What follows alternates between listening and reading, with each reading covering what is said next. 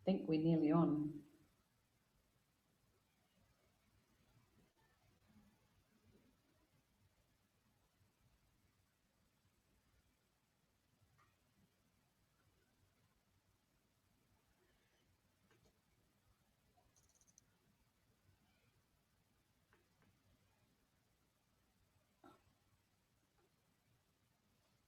I think we're on. Are we on? Are we here? All right. Welcome, everybody. Welcome to Q&A Thursday. I'm really excited to have you here. I'm always excited for Q&A Thursday because we get some excellent questions come through the email at ask@teamleadertoolkit.com. So we've got a really interesting one today that I'm really excited to share with you. In fact, a whole... Oh, thanks, Derek. I can see, well, I can't see you too, but I can see that you've written. So well done. At least we're connected. Anybody else there? That actually, it's a good reminder, Derek. Well done. Anybody else there can see or hear me? Could you just write yes in the... I'm just going to make sure I've got it all connected here. Yeah, just write yes in the comments below and let me know that you can see and hear me so that we can... breaking everything here so that we can move on. Hi, Debbie. Hi, Leanne. Fantastic. All right. Okay. So, as I said, I've got a really brilliant question here to share with you today that I'm really excited to. I was just saying that I've built a whole module around this particular question because I think it's really relevant to a lot of you guys that are leading teams at the moment, and something that I found in my coaching career, a lot of avoidance was used in this particular area. So we'll have a chat about that. I'll go through the answer to the question that I gave to Jared, and then there's a favour that I want to ask you all, and you can talk to me about whether that's something that you can do. And then we'll go on to questions that you guys have got. So if you've got any questions at any time, just put them into the comments down below, and I will get to them as soon as I can. So that you don't forget them. So if you've got anything on your mind at the moment, just jot it in there and we will get to it, I promise. All right, so I'm going to share my screen with you and make sure that I can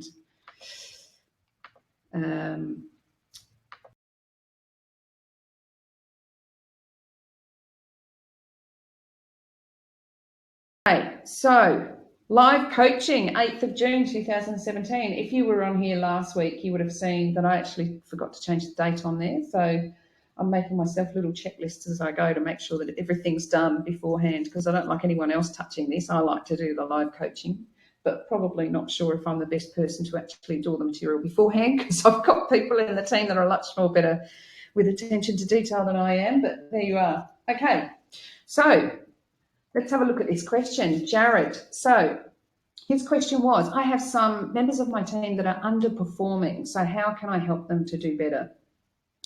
So first off, Jared, thank you for bringing that to the forefront, because I think it's something that we've all either experienced in the past or experiencing right now. And it's really frustrating, and it can be really time consuming. And not only that, it can demoralise the other people on your team when you have somebody that is underperforming in your team. So thank you for bringing that question to light. So I'm going to address that question today. Has anyone else thought about this or got underperformers in the team or have done in the past? Just answer in the comments below whether you have. I'd be surprised if you haven't, because I've had this a lot.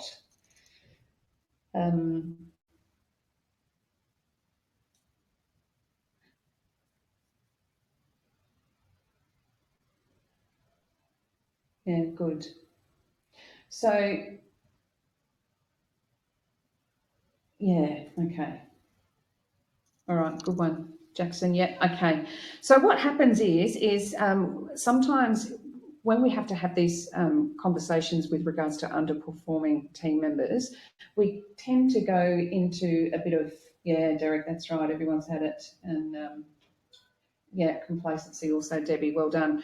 All right, so what we do is we tend to ignore it. Now, what I want to say to you is that's the worst thing we can do, right? So what not to do is don't ignore it. Whatever you can do, don't ignore the problem, because too often these issues go unaddressed. So if most performance problems aren't dealt with directly, they will get worse.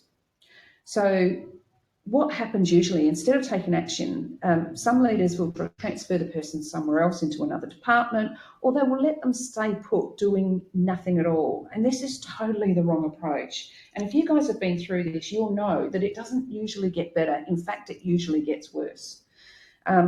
So you can't allow this underperformance to fester in your team. You'll become more and more irritated. That's going to make the person really feel uncomfortable, as well as your team. There's going to be that air of conflict. So we have to, if we've got an issue like this, we have to take steps forward into solving it as soon as we possibly can. All right, so first of all, we try and determine what's causing it. So consider what the problem is. Is the person not fit for the role? Like, is their strengths and weaknesses or whatever not fit for the role? Do they lack the necessary skills and knowledge to do that? Or is she just misunderstanding, or he just misunderstanding the expectations of the role? So we need to really get to the crux of what the problem is. So very often there's a mismatch between what you would think of a leader and what the member think is important when it comes to them performing in their role. So that's why it's really important to have those critical discussions about expectations. And we had those in the first module, didn't we, where we had the expectations with our managers, and we got that feedback back, and then we were able to give them expectations. And in module 2, we actually take the team through the same thing, and it's really about, what is your expectations of your team? What are their expectations of you as their leader? And let's get that out on the table, because it's critical when you're having those crucial discussions about it. So again, considering what's the cause of the problem. Are they a poor fit for the role with regards to their strengths and weaknesses? Do they just lack the necessary skills? So will training and all that sort of help? Or are they just misunderstanding the expectations? Now, it could be totally another thing with regards to behavioural. It could be that they're just their behaviours and their cultural fit is not right, and we'll talk about that a bit later on. So have a think about what's causing it first. Now, the next thing that we want to do is before you act, before you have this really crucial conversation with that underperformer, have a think about what you're missing. So make sure you're looking at it objectively, because sometimes if this has gone on and on and on, there could be a real dislike for that person because they're being, you may consider them being undermining, or their behaviour may not be right, or their just performance is not there, so you keep picking up the slack. And that can make you a little bit irritated and annoyed. So you might want to talk to the person's previous boss, for example, or somebody that's worked with them really closely. Or you could even conduct a 360-degree review on them, so that you're really objective when you're looking at this problem. Now, I will say, when you are approaching other people, do it really, really carefully and confidentially, okay? And just say something like, thanks for speaking to me today. I'm just worried that my frustrations might be clouding my judgment. So all I'm seeing at the moment is the mistakes that they're making. So I want to make an honest effort to see what I'm missing. So can you tell me about the time that you worked with this person? Can you tell me what was good about them? Can you tell me what you think that was missing there? So that is really looking for evidence to prove your assumptions, right? So you've got this assumption that they're underperforming. Let's get some history of how that's been happening if you get the chance to do so. Sometimes that's not always possible, but it just allows you to get that objective view of what you're doing.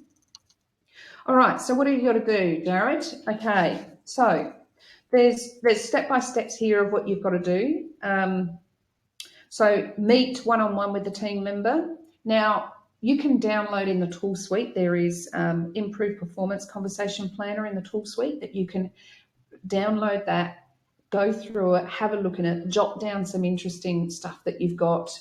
This will help you be on point when you have this conversation. It will stop it getting waylaid either left or right, okay? You'll be on point. You'll know exactly what you're doing. You've got the objective evidence behind you, and that just helps you with a guide. So download that out of the tool suite if you've got the availability to do so. Provide very clear and specific feedback on the issue, and then it's on the impact that it's had. So, saying things like task ABC, we had that expectation. You've got the goal sheet. We broke it down into activities that needed to be completed on time. The fact of the matter is that wasn't completed. In fact, you missed 3 deadlines, and the impact on that is now the other project slipped because we needed to do this one first. So it's had a knock-on effect. You know what I mean? So you're being really clear and specific on which deadlines were missed, the impact that it's had, and the issues that it's caused. Then ask, have you got any roadblocks? Have you got any issues that you think might be impacting you at the moment in your performance? Because there might be some personal issues, there might be some in-house work issues that you may not be aware of. So that's probably a really good question to ask. And then it's really good for them to come up with a solution. So you can say, you know, this has been the issue thus far, this has been the impact. If there's no roadblocks, what do you think would be the ideal solution to be able to get this back on task? And if they can't provide a solution, then, you know, then you provide a solution. So whether that be, okay, so give me an ideal time when you think it can be done. This is your next deadline that it needs to be done. What resources do you need? What support you need? You know, all those sorts of things. And make them short-term goals around the solution. So whether it's daily or weekly, really bite-sized goals. Provide development if they need. So if they're building an Excel spreadsheet and they're saying they're not good at Excel, maybe they can team up and buddy with somebody in the team that is good at Excel. So try and get some development that they need if that's the case. And, you know, provide feedback regularly on those goals. So if you've got weekly goals, then meet with that person weekly and go, okay, this was due today. How did we go with it? What have you done? You know, and all those sorts of things, and provide that really quick feedback. That feedback gap has to be really reduced. So we need to make sure that we're on top of it. And then make sure you document all this feedback. So any of the goals that you're doing, any of the coaching you're doing, which is what you're doing when you're having these conversations, any of the development that you've provided, that needs to be all documented. And that's really, really important, because if this coaching doesn't work, and we'll talk about that a bit further down, but if it doesn't work, we need to move into a consequence conversation, and that's a whole different conversation. But all this documentation will help you. So make sure you document everything down. And then keep repeating it until it's resolved, or, you know, you've exhausted all avenues. You know, try and maintain focus on the issue. Try not to make personal criticism. Oh, you're lazy. Oh, you're just not doing it because you don't give a toss, or whatever it may be. Even if you're thinking that because you're quite frustrated and you're quite annoyed right now, just try and maintain your focus on the issues at hand. There is a process in place that if this person isn't fit for role, or their behaviours are not going to change, or the performance is not going to change, we have an alternate process that we can go down. So what you don't want to do right now is make this personal. Okay, so we've had that conversation. You've downloaded the conversation planner from the tool suite. You've written it down. You've had that conversation. It's on point. You've set up weekly now feedback sessions with this person. They've got their bite-sized goals to be able to, you know, do what they need to do. So what do we do next? So if there has been a positive change, let's praise and reward. So let's make it clear that you're noticing the developments and recording them and rewarding them accordingly. Now, that doesn't mean, you know, giving them movie tickets or, you know, bringing pizza in or whatever. Just you know, some positive affirmation that they're on the right track and they're doing some really good positive change would be enough.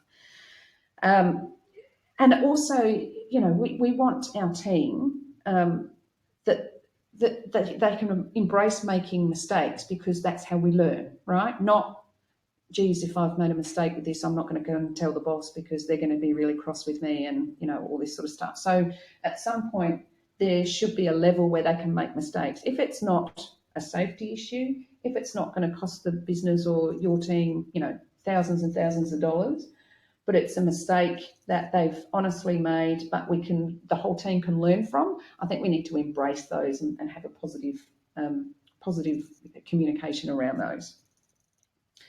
Okay, so what's next? Right, this is what we're going to do if there's no improvement. So sometimes you're going to get those team members that whatever you do, however much coaching you give, however much development you give, however much feedback you give, however much you you sit with them, because obviously it takes a while to do this. This takes your time and it can be frustrating, so we need to try and bear with it. But if you get to the point that there is no improvement, well, we need to take action with that too. So if things don't get better, then we need to change the discussion, and we have to leave the coaching and get into a consequences speech. And you might be, the way that looks like is, look, let me be very clear, this is the third time it's happened and your behaviour hasn't changed, so I need to now sit down with you and explain what these consequences are, right? So this is a disciplinary sort of road that we need to go down. Now, you don't have to do this on your own if you haven't done this before. Get in touch with a manager that you really trust, that you know's done it, or get in touch with your HR person and say, I need to have a more consequence sort of based conversation with this person. We've done all this coaching, I've documented all this evidence, they've done all this development, they've shadowed the experts, we've given them constant feedback, the behaviour's not changing, so now we're moving down a disciplinary path. So, all disciplinary actions, particularly if it gets to the point where you're going to let someone go, it can't be taken lightly. We need to make sure we've got our I's dotted and our T's crossed, however painful that may feel. But it is the best option for your team. We cannot keep ignoring this non-performer, right? So if you've done everything that you possibly can to try and help them and develop them and build their capability, the only other option is to go down the disciplinary path, because they may not just be fit for a role, right? So they might not have the capability to actually reach the expectations, which is an issue. And what happens then, and you might have seen it yourself when you're in a team of people. I know I've seen it myself, where you're busting your gut, you're getting your stuff out, you're feeling like you're on top of things, and you see that team member next to you doing next to nothing, or not performing at all, or going way under what the expectations are. It's really disheartening. You think, well, if they can get away with that, I might as well just do a half-assed job as well. So it's really disheartening for your team to just keep letting that go. So it's really, really important for you to remember, you've got a whole team of people that are going to be left behind doing the job. They're the important ones right now. So, when people feel that the process is fair, you've done everything you can to try and get this person up to pass and to set them up for success, then if people think the process has been fair, then they're willing to accept the negative outcome. So it's probably something that we need to think about. Does everyone got any thoughts or insights with regards to that so far?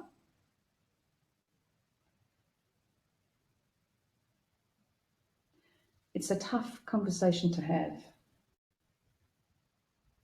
And while you're just sitting there writing a comment about whether you've gone through this before and how hard it's been, or just share anything that you like, there was a story that I'd like to share with you. I had a leader that I was coaching many years ago, and I was privy to a conversation that he had with one of his team members. So this conversation went like this. So he was talking to one of his team members, and his team members were saying to him, look, we're not going to reach that financial target for the end of this quarter. In fact, you know what? It was probably a target that was way too hard for us anyway, and we were never going to make it. And this leader I could see he was getting more frustrated by the minute. And he said, and he turned to her and he got a bit angry, and he was saying, look, you were in the budget meeting. You were the one that said you could reach this target. Now you're telling me you can't reach this target. So a whole quarter of a year had gone past, and this was going to be a surprise for him that they weren't going to meet their financial target. So you can imagine there was a bit of yelling, there was a bit of finger pointing, there was a bit of, argy-bargy and all that sort of stuff. And when that leader came to have a debrief about that discussion with me afterwards, he sort of said, why, how can I fix this non-performance? Why are they not performing? And it was all around, setting those expectations, have that regular feedback with them, have those regular check-ins to go, how are you going with that? Because the last thing you want is a surprise at the deadline to say, oh no, we're not going to make that. We never were going to make that. That is going to absolutely drive you crazy. So, so have a think about, how you can do that differently. All right, so have we been through this before?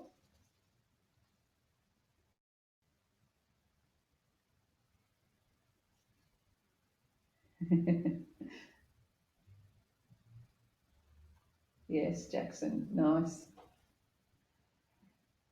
Okay, yes, tough. It's a tough place to be. And it is tough to have those crucial conversations.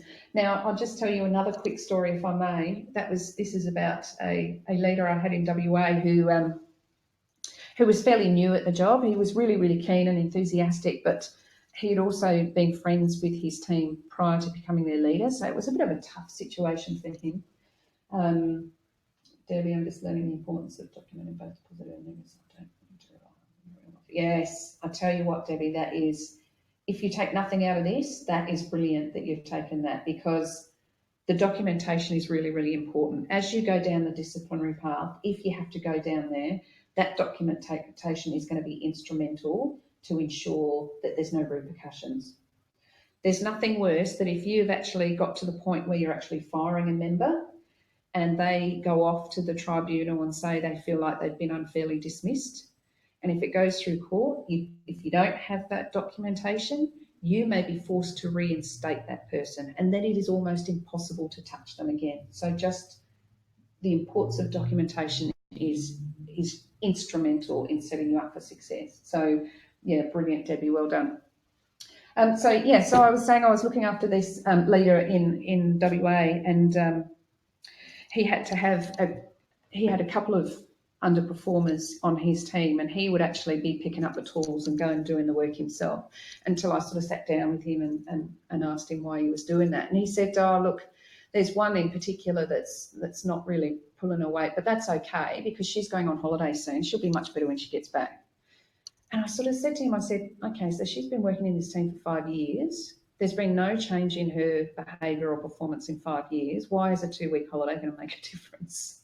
So it's that avoidance. We tend to avoid it because it's a little bit uncomfortable. I think we need to embrace that level of uncomfort, or discomfort, I should say, and then, see if we can do it. So you've been set up with the tools. You've got the poor performance discussion planner, if it is specifically around poor performance that you need to have a chat about, and you have the difficult discussion planner, which is more about behaviours and other things that you can download from the tool suite, go through it, have a look, do your due diligence, get yourself prepared, make sure you're prepared. If there is something that is against your company policy, so somebody might have breached something against your company policy, whether that be a safety thing, whether that be a behavioural based thing, then make sure you've got that policy in front of you, so you've got all the paperwork that you need to really set yourself up to having that conversation. And when you look prepared, you feel more confident. When you feel more confident, you can be a little bit more assertive in that conversation. Now, assertion is different to aggression. Assertion is being confident in what you're doing and confident in the message that you're going to relay. You don't want to have anything to do with aggression. Okay. All right. Is there any thoughts with around that? Thoughts? Anything that you think you can add, Debbie? I think that documentation was a good one to add in there. Let's make sure that we really get the documentation down pat. And it can be online in a private folder, or it could be handwritten and put in the safe, but just remember it's confidential to you. So try not to be sharing it, or leave it in a place where other people can access it. All right. Cool. So, Jared, I hope that helps you. I hope that sort of helps you have the confidence to go to the next step and really have a crack at having that crucial conversation with a couple of your underperformers, if that's what you've got. Now, those conversations initially are to set them up for success. So it's supposed to be, really being quite plain and simple with regards to the expectations, giving them bite-sized sort of tasks and activities to get to that expectation, and having that regular feedback and checking to make sure that they've got everything that they need to set themselves up for success. If they're continuously underperforming and nothing's getting any different, then you're going to have to move that discussion from from a positive sort of coaching, empowering discussion into a consequence discussion. And remember, tap into other managers if you haven't had one of those before, or your HR person, because they'll be able to help you with that. All right, so it's Q&A time, which is any questions that you might have of me. Let's throw them on the table now. Let's have a chat about them. Let's see if I can give you some insights or help you with a solution. So while you're thinking about those, if you've got any questions, you can feel free to put that on there. While you're doing that, I just wanted to have a quick check-in. A couple of weeks ago, I don't know if you guys were on, you might have been on, I told you guys that we are extending our Team Leader Toolkit team, and we have brought a marketer on in our team, which is brilliant. Because we are, obviously, you guys know you're my pilot group, and you're the flagship people that are, going through the program for me. We are looking at launching to a live audience very soon. So it was going to be end of August, September time period. So I had some feedback from you guys. It's actually been brought forward a little bit more because August, September is heading towards the end of the financial year, or heading towards the end of the calendar year. And they thought that it would be best to do in the middle of the year. So, what I was going to say was I need some testimonials from 4 people that are currently in my pilot group. Now, there's 200 of you doing it.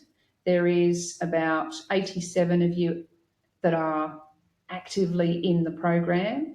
There's probably about a 40 that sort of waver in and out, and then there's probably the rest of them that sort of have petered off and not done anything. So out of that over 80 people that are quite active in the program, I'm hoping that 4 of you would be able to give me some testimonial of what you think the program's been for you thus far. So I'm not going to force anybody to do anything they don't feel comfortable with, but I would really love to be able to have that to put into some marketing campaigns that we want to put out there, because I really think this program will help new leaders. They'll have the tool suite that they can download bits and pieces from. We've got about 5 new tools to go in there this week, so keep your eyes open for that. We also, the weekly coaching where people can ask questions and I can answer them online live, I think is helpful. And also the 12 monthly modules that are broken down into bite-sized sort of chunks, is where they can do it in the workplace is really helpful too. So I'm really proud of this program. I think it's something that, I'd like to see more leaders on. I don't want to see any more leaders feeling frustrated, annoyed, feeling like they're not being supported, feeling like they've been put in a position where they might have the brilliant technical skills. That's why they've been given the leadership position. Thanks, Debbie. That's brilliant. Been given the leadership position, but ultimately, leading a team of people are a whole different skill set.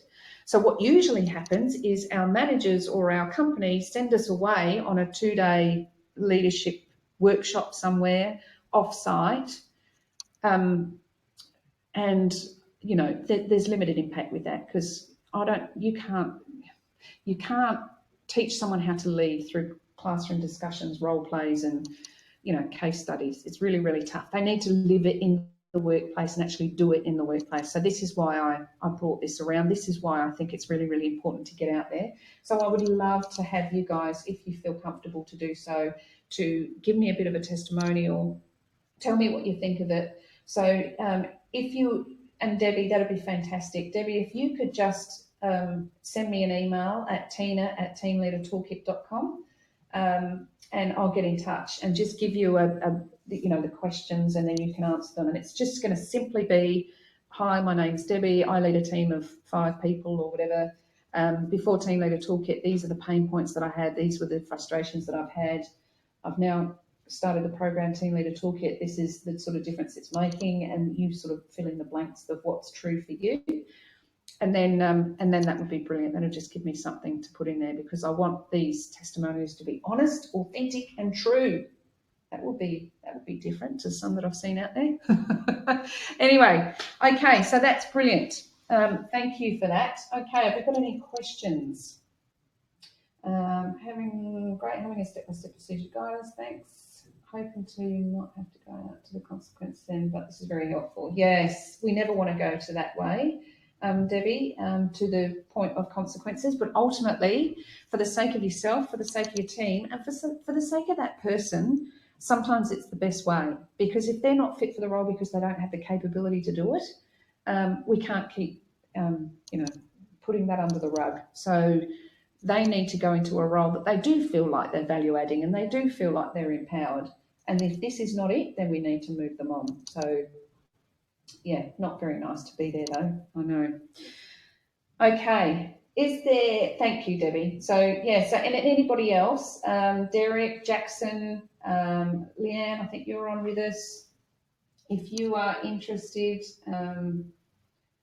if you're interested in, giving me a testimonial, if you could just send me a quick email at tina@teamleadertoolkit.com, and that'll come directly to me. And I'll get back to you and sort of send you a bit of a brief on what I'm after. And if you could do that, that's fabulous. Be really, really good. Thank you very much for your help with that. You guys have been my rock as being my pilot group. The feedback that you've given me thus far, I've been getting feedback on a weekly basis from people of how things have changed and how things have made a difference and the bits that are helping.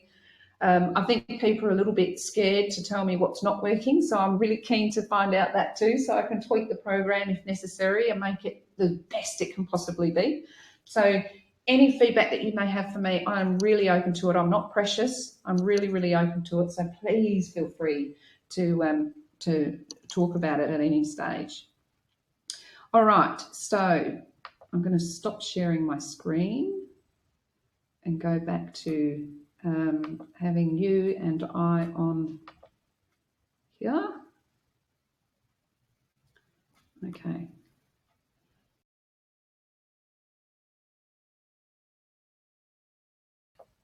There we are. I'm here. Okay, fantastic. So that one question for Jared we've gone through. Everybody's been through a similar thing, I know, so it's fantastic that you guys could probably help each other. If you've got any further insights or you'd want to share an experience, hop onto the Facebook group. We've got about 30 people on there now, so there's more people that can go on there.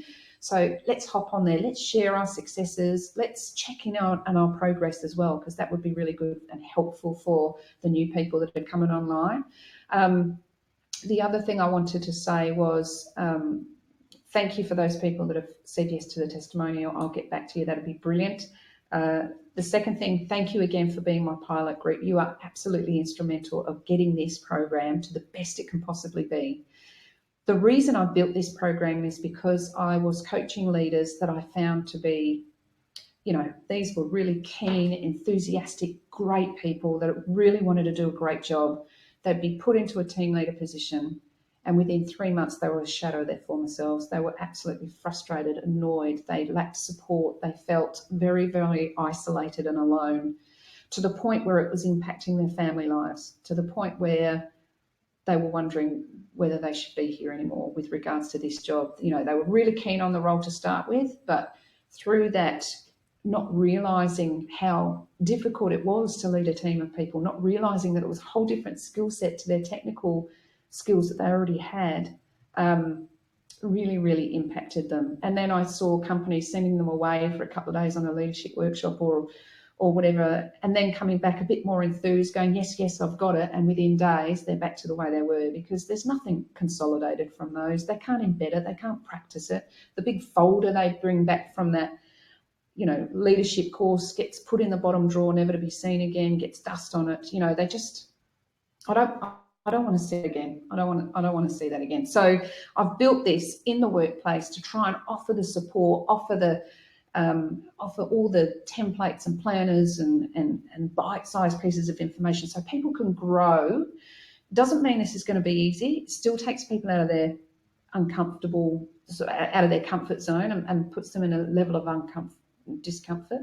But I don't think we can avoid that. All we can do is, yes, you're going to feel a little bit uncomfortable, but I'm embracing you. I've got everything that I possibly can around you. I'm going to give you the how-to guides. I'm going to give you the videos. I'm going to give you the step-by-step instructions. I'm going to give you the templates, the planners. You're going to have all the resources you need, plus you're going to have me live every week to come and have a chat to you about it. So if you need me, I'm here. So I'm going to do as much as I can to set you up for success, even though you're going outside of your comfort zone. So hopefully that will be impactful, and we can go out to more team leaders out there, or frontline managers or supervisors, and say, hey, you may not feel supported at the moment. You may feel a little bit alone. You may feel a little isolated, but we're here for you. So, take an option if you want to. All right. So that's me having my little discussion with you guys and giving you, I guess, the what's in it for me. And the what's in it for me is I don't have to see grown men in tears anymore, broken, and I don't have to feel like I'm not doing enough for those people. So hopefully we can get this out there and get them the support that they need, because that's really, really important to me. Okay, so Jared, I hope that's answered your question. Is there any other questions that you would like to ask me while we're here? So feel free to just jot them down into the comments below, and I will answer them right here, right now, as much as I can. If I can't answer it right now, I will send you an email by the end of the day with the answer on it. So I promise you that, and I keep my promises. Okay, so nothing coming through at the moment, but I think we've got a bit of a delay.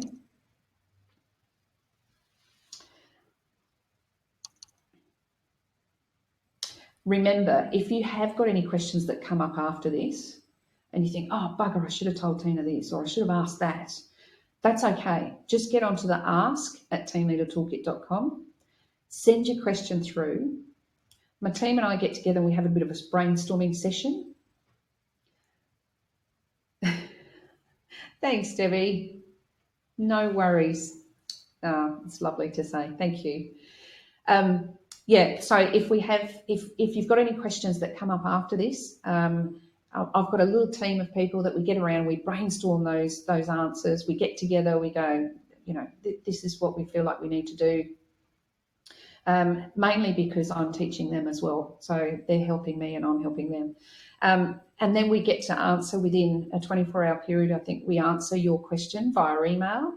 We then ask your permission whether we can use your name, because some people are a little bit shy, or they might just not want to use their own name, and that's okay if you don't want to use your own name. We will put the question out there though, because there might be other leaders out there that are thinking about the same question. So we like to share the questions. If you want to have a name change, that's fine, and we'll present it here live every Thursday. So keep them coming through at ask@teamleadertoolkit.com. I think only 1 week we had about 4 questions come through, and the rest they've been sort of dribbling to 1, 2. So feel free, just chuck them in there and we will get right onto them for you. Okay, excellent. Well, I think we're done. All right, it's been an absolute pleasure. I love coming to do this Q&A Thursday. I love spending the time with you. Keep coming and joining me. Hopefully you're picking up little bits and pieces. If you feel like you can offer insights, get onto the Facebook page. Let's get you on there. Let's get you, progressing together. Quick question before I go. Is anyone on Module 2 at the moment? Because Module 2 opened up on the 31st of May for those that started on the 1st of May. So if you're on Module 2, if you just want to let me know.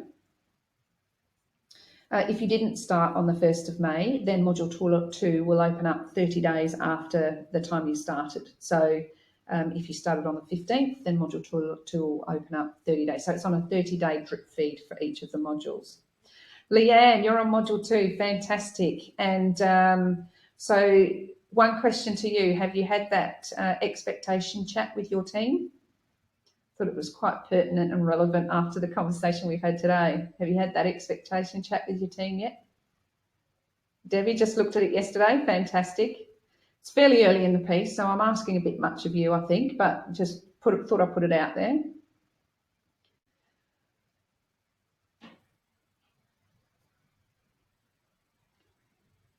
So I think this is a really good conversation to have with regards to this question. So thank you for that question, Jared. Not yet. You've had a busy week. Absolutely. Totally understandable. So this question, I think, makes it really relevant, that module 2, with regards to discovering your team and having those expectations set out. I think it will help with these discussions, because you'll be able to, if you have to have an underperformance discussion or you have to have a behavioural type discussion, you can reflect back. Remember when we did this expectation talk and we did this, this and this, and you agreed to that? Well, you know, that expectation hasn't changed. You know what I mean? So you can start that conversation like that. Just to let you know too, we've got a module in the Team Leader Toolkit that's coming up. I think it's your module 5. And it's all centered around crucial conversations. And it's all, you know, how do you set it up? How do you approach the member and do it? What's some conversation starters that can get you going? You know, all those sorts of things. So really practical, hands-on, tangible stuff that you can take away with you and utilize. And you'll probably only need those for the first couple of times, you know, because the first or the second are always the hardest.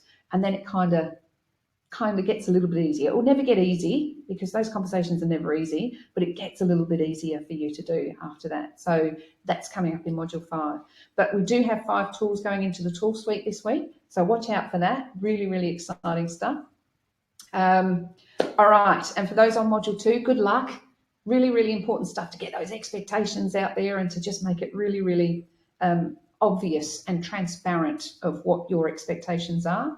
The team will have an opportunity to get their expectations of you as a leader, what they need. Do they need more regular feedback from you? Do they, you know, all those sorts of things. So that's really, really important to take on board too. And then you'll find out your strengths and weaknesses of your team so that you can really leverage off those. So if more tasks come down the line, you can go, oh, John's really good at, you know, he's really good at IT. He loves the computer and he's on it all the time. This is an IT related task. You know what? I think this is going to float his boat. I think I'll put that in his direction. So it just helps you with those delegations when you know the strengths and weaknesses of your team.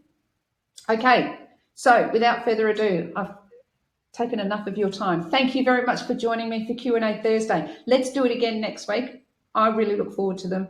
Got any questions, put them online.